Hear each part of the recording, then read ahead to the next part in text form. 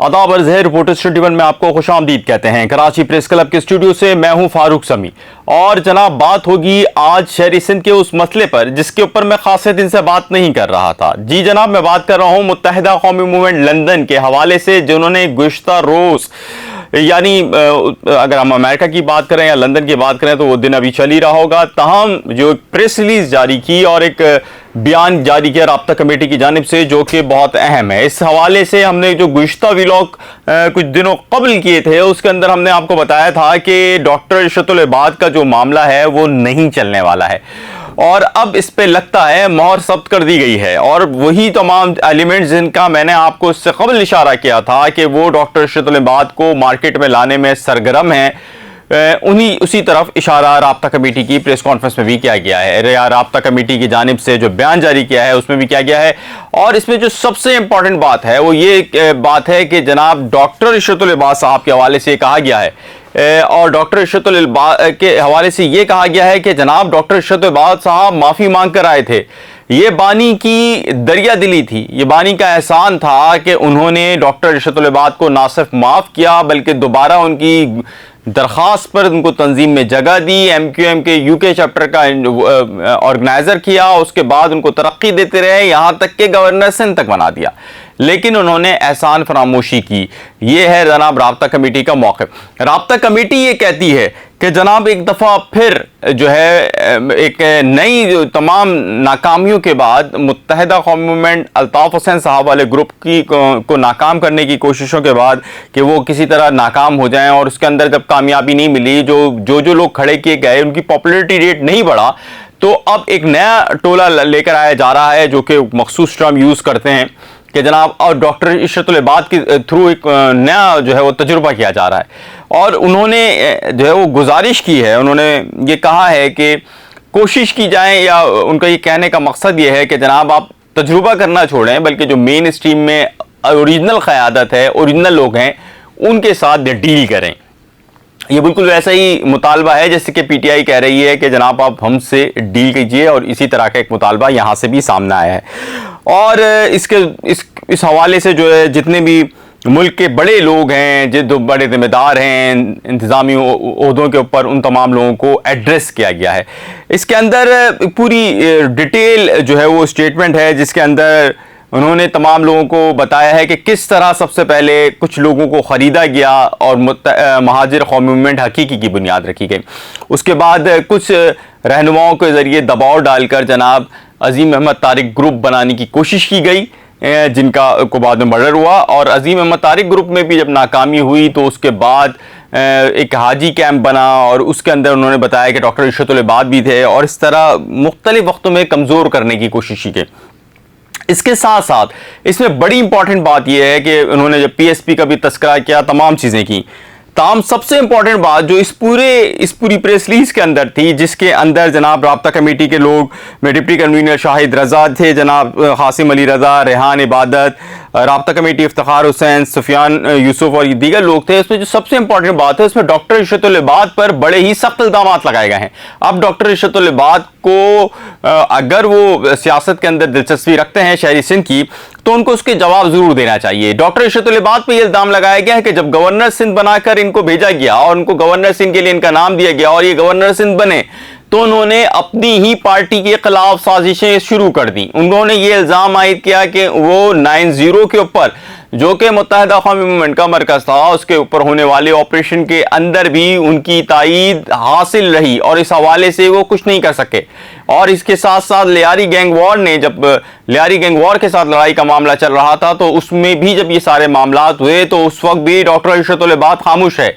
यही नहीं, उन्होंने इसमें यह भी इल्जाम आयद किया है कि डॉक्टर इशरतुल इबाद उन साजिशों में मुलव्विस थे जो कि मुत्तहिदा कौमी मूवमेंट के खिलाफ की गई थी, और उसके नतीजे में मुत्तहिदा कौमी मूवमेंट के बानी को माइनस कर दिया गया। यानी कि इन तमाम इल्जामात का में ये कहा गया है कि जिसको गवर्नर बनाकर सिंध के लिए भेजा था, जिसको मुत्तहिदा कौमी मूवमेंट ने गवर्नर के लिए नामजद किया, जिस पार्टी से गवर्नर बना, उसने उसी पार्टी की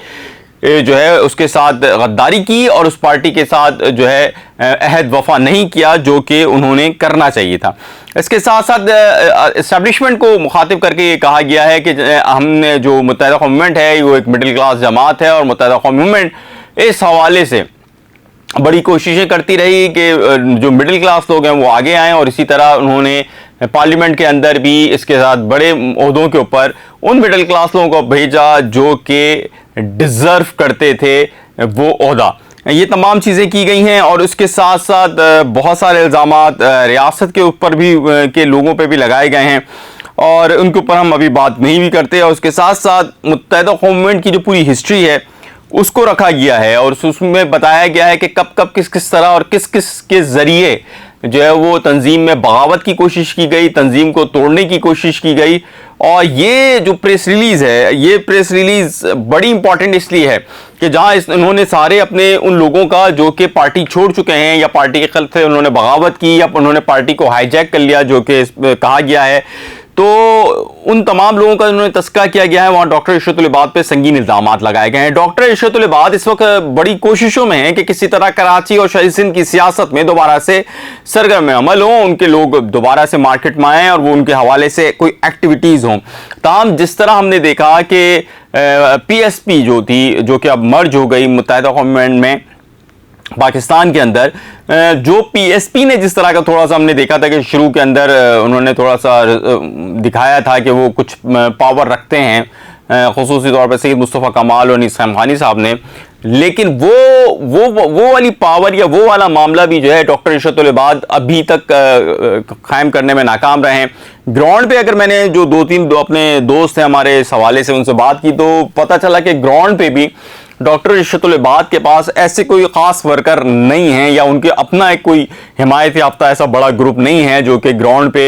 लोगों को निकाल सकें घरों से, या वो तंजीमी तौर पे इस वक्त MQM पाकिस्तान में ही सही शामिल हो या किसी और तंजीम के अंदर शामिल हो। ग्राउंड पे उनके पास इस तरह के लोग दस्तियाब नहीं हैं। डॉक्टर इशरतुल इबाद को ये इनका बड़ा जो है वो मतलब उनकी खामी है या जो इस पूरी सूरत हाल में उनकी कमज़ोरी के बाइस है।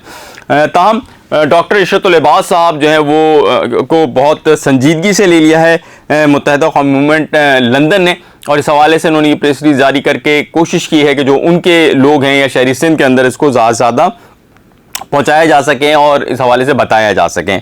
और इस हवाले से ये जो डॉक्टर इशरतुल इबाद साहब का जो अभी चैप्टर है वो भी खुला भी नहीं है, और इस हवाले से जो चमगोइयाँ हो रही थी कि वो शायद बानी के कोई नुमाइंदे हैं और उनके ज़रिए जो बानी को लेके आया जाएगा, या इस हवाले से गो के हम व्लॉग में आपको बताते रहे थे कि ऐसा कुछ भी नहीं है,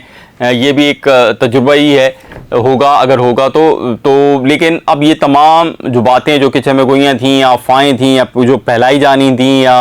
जानबूझ के या ऐसी फैल गई, उन तमाम की जो है वो अब हौसला शिकनी हो गई है। वो तमाम अब जो चमगोइयाँ हैं वो ख़त्म हो जाएंगी इस प्रेस रिलीज़ के बाद के MQM लंदन का जो डॉक्टर इशरतुल इबाद साहब की जो भी एक्टिविटीज़ थी उससे कोई भी जो है वो राब्ता नहीं है और वो बल्कि इसके अगेंस्ट हैं, और अगर ऐसी कोई भी एक्टिविटी हुई तो वो इसके अगेंस्ट जाएंगे MQM लंदन वाले। और इस हवाले से डॉक्टर इशरतुल इबाद को और मुत्तहिदा कौम मूवमेंट पाकिस्तान की क़यादत को भी बड़ा जो है वो क्रिटिसाइज़ किया गया है कि वो होटलों में क़याम कर रहे हैं, वो होटलों में घूम रहे हैं, और